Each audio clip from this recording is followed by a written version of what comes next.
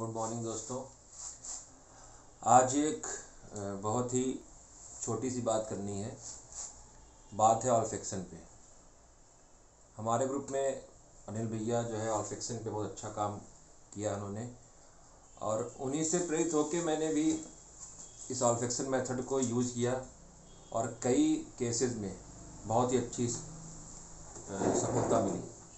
तो ऑर्गन में ये जो मेथड है, ये मेथड इतना इम्पॉर्टेंट है कि इसके बारे में चर्चा करना बहुत ज़रूरी हो गया था। एफरी नंबर 284 में हेरमैनसन ने लिखा है, beside the tongue, mouth and stomach which are most commonly affected by the administration of medicine, the nose and respiratory organ are receptive of the action of medicine in fluid form by means of olfaction and inhalation through the mouth। तो उन्होंने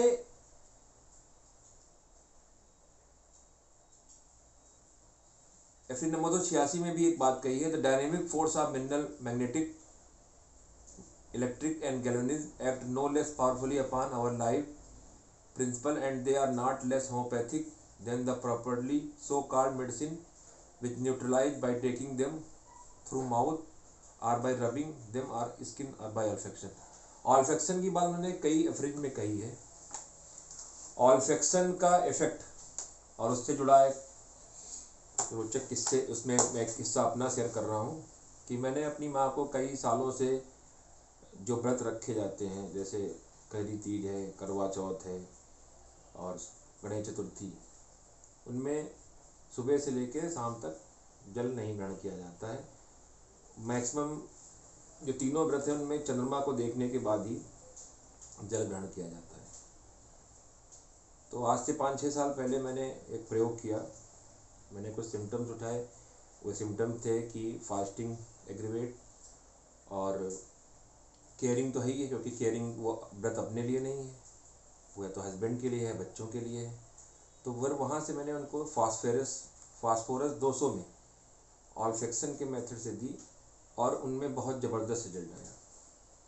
ये same condition हमारे मुस्लिम भाई भी जब रोज़े रखते हैं तो है कि वो सुबह से लेकर शाम तक, शाम की अजान के बाद ही रोज़ा तोड़ते हैं, वहाँ पे भी आ सकती है। उस केस में भी मैंने एक पेशेंट को ऑल्फैक्सन के माध्यम से दी। उसने कहा मेरे लिए रोज़े रखने में बड़ा दिक्कत हो जाती है, बड़ी तबीयत ख़राब हो जाती है, रखना भी चाहता हूँ, नहीं रख पाता हूँ।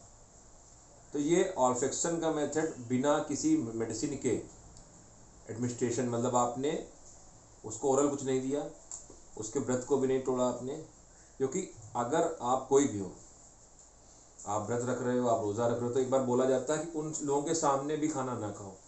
उसका कॉन्सेप्ट ये है कि ऑल्फैक्सन के थ्रू उस स्मेल भी नहीं जानी चाहिए खाने की। तो इन केस में अगर हमको ज़रूरत पड़ती है तो आप ऑल्फैक्सन के माध्यम से दवा को दे सकते हो। अनिल भैया ने इस पर बहुत अच्छा काम किया है। उन्होंने renal colic, migraine, asthmatic attacks, cardiac problems, इन सब में ऑल्फैक्सन का बहुत ज़बरदस्त यूज किया और बहुत अच्छे result within 2-3 minute, 5 minutes result आ जाते हैं। ये थॉट शेयर करना बहुत ज़रूरी था, क्योंकि मैंने इस ऑल्फैक्सन मेथड के बाद कई लोगों को, जिनको फास्ट रखने से प्रॉब्लम होती थी और जो फास्ट भी रखते हैं लेकिन कुछ खाएंगे नहीं, कुछ पिएंगे नहीं, वहाँ पे मैंने उन केसेस में उनको ऑल्फैक्सन के मेथड से, ऑल्फैक्सन के माध्यम से दवाएं दी। उनका व्रत भी नहीं टूटा और उनको आराम भी हुआ। उसकी वजह से अभी भी कई पेशेंट ऐसे हैं जो हर बार फिर दवाएं ले जाते हैं। वो आते कहते हमारे पड़ोस में एक आंटी है, उनकी दवा दे दीजिए, उनकी दवा दे दीजिए। तो ऑल्फैक्सन मेथड को आप यूज़ करें, क्योंकि ये एक छुपा हुआ, जिसको बहुत ही ज़्यादा यूज नहीं किया जाता है, एक तरीके से अंडररेटेड है, या जिसको हम लोग यूज नहीं करते हैं। इस मेथड को ज़रूर यूज करें और रिजल्ट को ज़रूर शेयर करें अपने। धन्यवाद।